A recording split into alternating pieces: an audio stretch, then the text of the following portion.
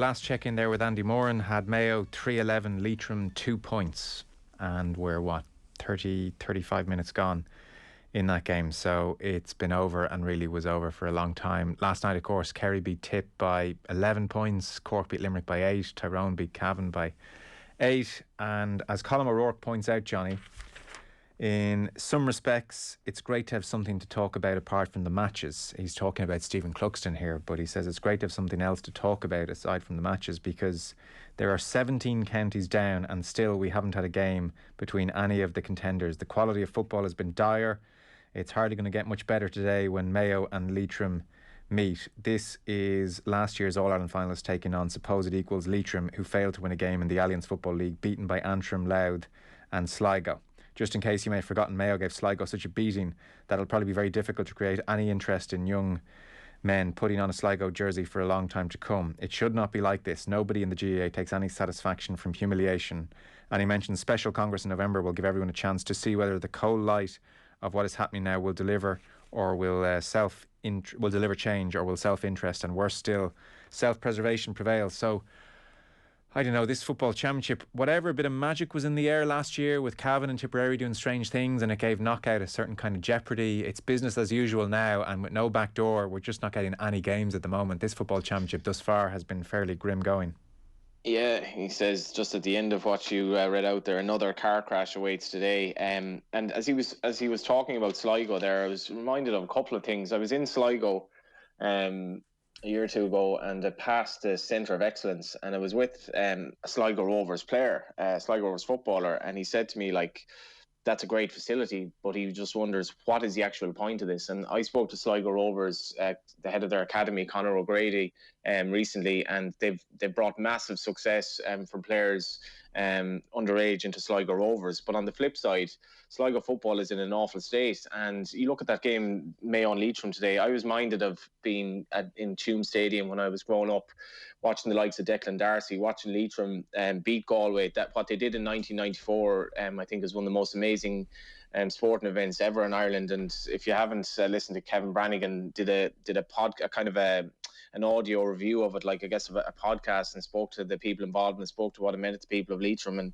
you'd nearly be crying at the end of it. But that day is gone, unfortunately. That day is gone, and there is no way you can bridge the gap between the professionalism of the senior counties and the likes of Leitrim and Sligo, whose players clearly are, they know that there's nothing in store for them in the championship. There's no way they can bridge this gap. They're demoralised before they even start.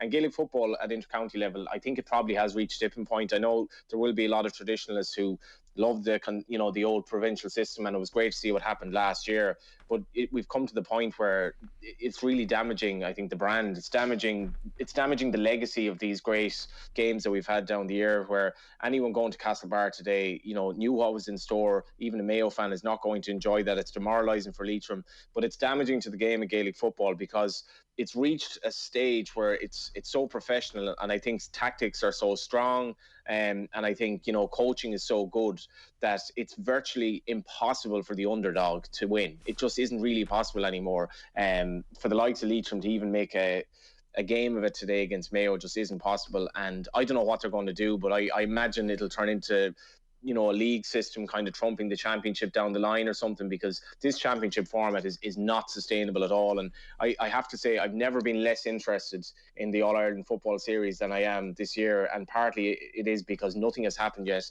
and as you say, 17 teams are gone. Yes. Well, the shortened season, the absence of the qualifiers exacerbate the problem, and I take your point about people love the provincial championships. They certainly love the idea of them. The reality is pretty unlovable at the moment. Vincent, if the first half is replicated there in McHale Park, I think the final score will be about 40 points Mayo to Leitrim 6, which is where we are. I was trying to think, like, has it been this bad before? Is it just the absence of the qualifiers is making it seem especially grim at the moment? It feels like it's about as bad a season as I can remember. Yeah, it's hard to remember it being more tepid at this stage, Joe. And I think the thing that's dragging it all down is this adherence to a provincial structure that's not really fit for purpose. And I'm not going to go back into that because people have talked this to death. But there was this artificial feeling to last year where Cavan won Ulster basically because Donegal were complacent, and Tipperary won Munster basically because Kerry were complacent against Cork. They were trying to come up with a game plan for the Dubs without actually dealing with the business in front of them. And there is this profound sense now that there's an inevitable All-Ireland final looming between Dublin and Kerry, and that really will be all that matters in this championship. Yes, there will be 4 provincial champions. Dublin and Kerry will be 2 of them, and those provincial titles will mean virtually nothing to them. In Ulster, an Ulster title will always mean something. And a Connacht title, we're going to have a Mayo-Galway final. There'll be a bit of an edge to that, but it's just being dragged down by the provincial structure. And the provincial councils are very powerful within the GAA, and they're going to hang on for dear life to their own championships. But I think until and unless we bite the bullet with this and change the whole structure of the championship, right now you have Dublin and Kerry, and then there seems to be a gap even to the Mayos, particularly with Cillian O'Connor out for the season, and Donegals. And then there's another gap. So there's all these different layers of the championship.